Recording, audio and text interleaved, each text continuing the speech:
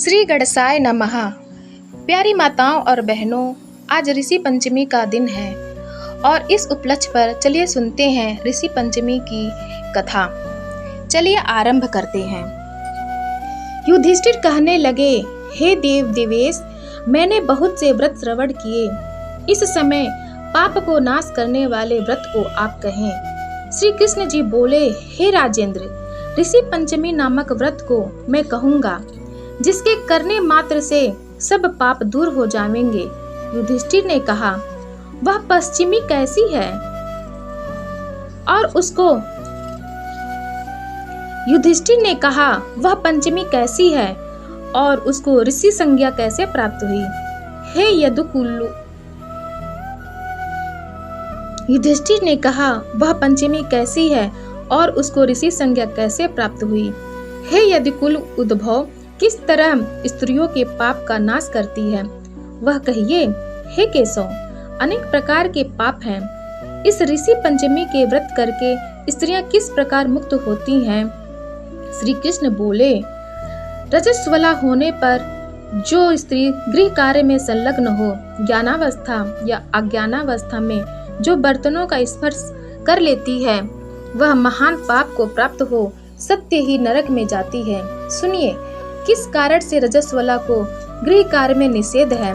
ब्राह्मण, क्षत्रिय, वैश्य और शूद्र ये रजस्वला स्त्री को घर से दूर ही रखें। पूर्व समय में वृत्तासुर को मारने से इंद्र ब्रह्म हत्या को प्राप्त हुए। हे धर्मराज, उस हत्या से दुखी होकर इंद्र अपनी शुद्धि के लिए ब्रह्मा के समीप गए। हे राजन, देवताओं के साथ ब्रह्मा जी एक क्षण ध्यान कर प्रसन्न मन से इंद्र की शुद्धि कर दिए। हे युधिष्ठिर, उस समय ब्रह्मा जी ने ब्रह्म हत्या के 4 विभाग कर 4 स्थानों में उसका प्रक्षेपण किया। प्रथम भाग को अग्नि की प्रथम ज्वाला में, द्वितीय भाग को नदी के प्रथम जल में, तृतीय भाग को पर्वत में और चतुर्थ भाग को स्त्रियों के रज में गिरा दिए। हे पार्थ, ब्रह्मा की आज्ञा है कि चातुर्य वर्ण को उचित है कि रजस्वला स्त्री को सदा दूर रखे। प्रथम दिन रजस्वला स्त्री चंडाली, द्वितीय दिन ब्रह्मघातिनी, तृतीय दिन धोबिन, चतुर्थ दिन पवित्र हो जाती है। ज्ञानावस्था में या अज्ञानावस्था में किए हुए स्पर्श से पाप होता है। उस पाप के लिए ऋषि पंचमी व्रत करें। सब पापों को दूर करने वाली और सब उपद्रव्यों का नाश करने वाली इस ऋषि पंचमी व्रत को ब्राह्मण, क्षत्रिय, वैश्य और शूद्र वर्ण की स्त्रियां करें। इस विषय की एक पुरातन कथा कहता हूँ। पूर्व सतयुग में विदर्भ देश में एक राजा हुआ। वह राजश्री, सेनजित, ब्राह्मण आदि चारों वर्णों की रक्षा करता था। उसके देश में वेद वेदांग जानने वाला एक ब्राह्मण था। हे राजन, सुमित्र उसका नाम था। वह सब प्राणियों के हित में लगा रहता था। कृषि वृत्ति से अपने कुटुंब का पालन करता था। उसकी भार्या, जिसका नाम जयश्री था, वह बड़ी साध्वी, पति सेवा परायण तथा सुहृदय जनों की सेवा करने में युक्त थी। वह एक दिन बहुत चिंता युक्त हो सुमध्यमा वर्षा काल में दुखित मन से कार्य करती थी। एक समय उसने अपने को ऋतुमती हुई देखा। हे राजन, वह रजो धर्म युक्त भी अपने गृह कार्य को करती रही। ऋतु धर्म को प्राप्त होकर भी उसने बर्तन आदि का स्पर्श किया तथा बहुत काल के बाद वह मृत्यु को प्राप्त हो गई। पति भी काल की गति से परलोक को प्राप्त हुआ। हे राजन, इस तरह स्त्री और पुरुष अपने कर्म के वशीभूत हो गए। हे नरेश्वर, उसकी भार्या जयश्री रजस्वला के संपर्क दोष से कुतिया की योनि को प्राप्त हुई और सुमित्र भी स्पर्श दोष से बैल हुए। हे राजन, इस प्रकार दोनों अपने कर्म के वश हो ऋतुकाल के स्पर्श दोष से तीर्य योनि को प्राप्त हुए। उन दोनों को धर्म के आचरण से अपने पूर्व जन्म का स्मरण हुआ। हे राजन, अपने पुत्र के ही घर में अपने पूर्व जन्म के पाप को स्मरण करने लगे। सुमित्र का पुत्र, जिसका नाम सुमित था, वह अपने गुरु की सेवा में रत, धर्म को जानने वाला और देवता अतिथि का सत्कार करने वाला हुआ। सुमति अपने पिता की 6 तिथि में अपनी चंद्रावती भार्या से श्रद्धा युक्त हो बोले, हे चारु हासिनी, आज मेरे पिता की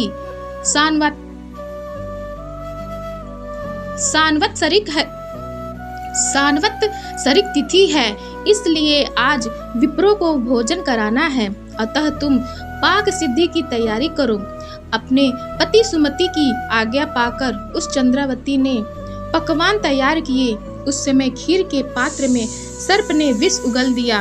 उस कुतिया ने यह देखकर ब्रह्म हत्या से डरकर उस बर्तन का स्पर्श कर दिया। चंद्रावती ने उस कुतिया को स्पर्श करते देख जलते हुए काष्ठ से मारा और द्विज पत्नी ने उस सिद्ध सामग्री को त्याग कर पुनः सब बर्तनों को धोकर साफ किए। तदंतर उसने दूसरी बार पाक सिद्ध कर विधि पूर्वक श्राद्ध किया। ब्राह्मणों के भोजन करके जाने के बाद उच्छिष्ट अन्न भूमि पर गिरा। वह भी न मिलने के कारण उस दिन कुतिया भूखी ही रह गई। तदंतर रात्रि के समय वह कुतिया क्षुधा से पीड़ित हुई बैल की योनि को प्राप्त हुए अपने पति के पास जाकर कहने लगी, हे नाथ, आज मैं बहुत भूखी हूँ। मुझे किसी ने भी किंचित मात्र भी भोजन नहीं दिया।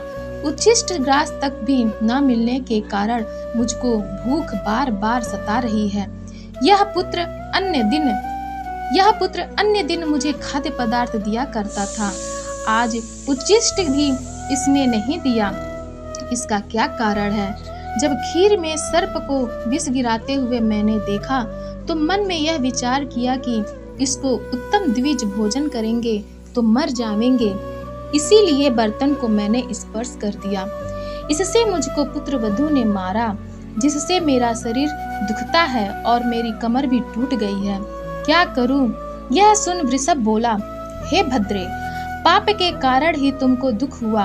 तुम्हारे ही पाप से बोझा उठाने वाले बैल की योनि को प्राप्त होने के कारण मैं भी आसक्त हूँ। क्या करूँ? अपने पुत्र के खेत में आज मैं दिन भर चलाया गया। मेरे पुत्र ने ही मेरा मुख बांध कर मारा। आज मुझको भी कष्ट होने के कारण इसका श्राद्ध करना वृथा है। श्री कृष्ण जी बोले, हे युधिष्ठिर, अपने माता पिता को परस्पर बातें करते हुए देख और दोनों के वाक्यों को श्रवण कर उस सुमति ने अपने माता पिता को जानकर उस रात्रि में तत्काल भोजन कराया। हे राजन, माता पिता को ऐसी दुखित अवस्था को देख सुमति जल्द ही वन को गया। मैं कष्ट को जानूंगा ऐसा निश्चय कर धर्मराज वहां जाकर परम धार्मिक ज्ञान वृद्ध ऋषियों को नमस्कार कर उन दोनों के हित के वाक्य उनसे कहा। सुमति ने कहा, हे ऋषियों, एकाग्रचित्त होकर मेरे एक प्रश्न का उत्तर दें। हे तपोधन, किस कर्म के फल से मेरे माता पिता इस अवस्था को प्राप्त हुए हैं तथा इस पातक से किस तरह छुटकारा हो सकता है? श्री कृष्ण भगवान बोले। उस समय दुखित सुमति के आर्त वचन सुनकर सब जानने वाले सर्वतपा नामक ऋषि करुणा से युक्त हो सुमति के माता पिता की मुक्ति के लिए कहने लगे। ऋषि बोले, हे विप्र, एक समय तुम्हारी माता अपने गृह में बालक भाव से प्राप्त हुए ऋतु धर्म को जानकर भी स्पर्श किया। उस दुष्कर्म से वह कुतिया की योनि को प्राप्त हुई और तेरे पिता भी उसके स्पर्श दोष से वृषभ योनि को प्राप्त हुए। इसलिए दोनों की मुक्ति के लिए तुम ऋषि पंचमी का व्रत करो। हे विपिंद्रे, स्त्री सहित विधि से ऋषियों की पूजा कर 7 वर्ष तक व्रत का आचरण कर तदंतर व्रतांत में धन का मोह छोड़ उद्यापन करें तथा शाक, श्यामाक और निवार का भोजन करें या कंदमूल का आहार करें और हल जोते हुए खेत के अन्न का त्याग करें। भाद्रपद मास की शुक्ल पक्ष की पंचमी को उस दिन मध्याह्न काल में नदी आदि निर्मल जलाशय पर जाकर अपा मार्ग के काष्ठ से ओम आयुर्बलम इस मंत्र से प्रार्थना कर दंत धावन करे।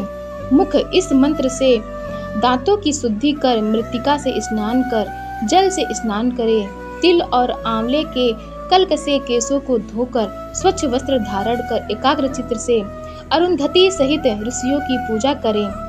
कश्योपत्री इस मंत्र से सुस्थिर मन से सप्त ऋषियों की पूजा करें। हे द्विजोत्तम, इस प्रकार ऋषि पंचमी का व्रत करने से रजस्वला के स्पर्श से प्राप्त दोष नष्ट हो जाता है, इसमें कुछ भी संशय नहीं है। श्री कृष्ण भगवान बोले, ऋषि के कहे हुए वाक्यों को श्रवण कर उस सुमति ने अपने घर में स्त्री सहित श्रद्धा पूर्वक व्रत किया। सब पापों का नाश करने वाले ऋषि पंचमी व्रत को कर माता पिता को यथोक्त फल दिया। हे नृपति शार्दूल, व्रत के प्रभाव से उसकी माता कुतिया की योनि से मुक्त हो विमान में स्थित हुई। हे युधिष्ठिर, वह दिव्य वस्त्रों को धारण कर स्वर्ग चली गई। सुमति का पिता भी मृत्यु को प्राप्त होने पर पशु योनि से छूट गया। हे महाराज, इस व्रत के प्रभाव से वह भी स्वर्ग गया। शरीर अथवा मन से किया गया जो कुछ पाप है वह सब व्रत के प्रभाव से नष्ट हो जाता है। हे नृपोत्तम, इस व्रत को करने से जो पुण्य होता है उसको तुम श्रवण करो। सब व्रतों का जो पुण्य है, सब तीर्थों में स्नानादि से जो फल प्राप्त होता है, अनेक प्रकार के दान करने का जो फल प्राप्त होता है, वह सब इस व्रत के करने मात्र से प्राप्त होता है। जो स्त्री इस व्रत को करती है वह सुख को भोगती है तथा रूप, लावण्य, पुत्र पौत्रादि से युक्त होती है। इस लोक में आनंद मानती है तथा परलोक में परमोत्तम गति मिलती है। हे राजन, सब व्रतों में उत्तम व्रत मैंने कहा। हे युधिष्ठिर, यह व्रत ऐसा है कि सर्व संपत्ति वाला और सब पापों का नाश करने वाला तथा धन, यश, स्वर्ग और पुत्र को देने वाला है। इसके पठन तथा श्रवण मात्र से सब पाप नष्ट हो जाते हैं। मेरी प्यारी माताओं और बहनों, कथा अच्छी लगी हो तब आप हमारे चैनल सनातन कथा संग्रह को लाइक करें, शेयर करें और सब्सक्राइब करें ताकि जब भी हम अपना अगला वीडियो डालें आप सभी भक्तगणों के पास सबसे पहले पहुंचें। धन्यवाद।